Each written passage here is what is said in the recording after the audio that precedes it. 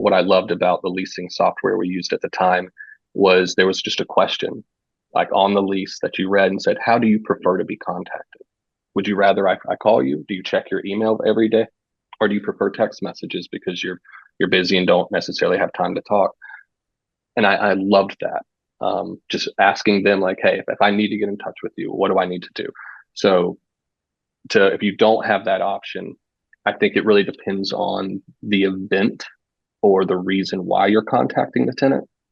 Obviously, in the case of an emergency, or somebody left their unit door open, or didn't lock it correctly, a phone call is really going to personalize that experience. Like, Hmm. hey, like this happened. I'm not just sending you a text message to let you know that it happened. I'm calling you personally to say like, hey, I just wanted you to know, Hmm. this is what's going on and this is how, we're addressing it, or this is what we need you to do. On the flip side, I don't want to call every tenant when I'm providing them a rate increase so we can have that conversation. So, a lot of that, and with lease changes or contract changes regarding, rate or some different rules that you might have, you may want to send it certified just to track it. Just so you can say like, no, I did send that to you. But ultimately, it's just letting them know, and it feels very formal.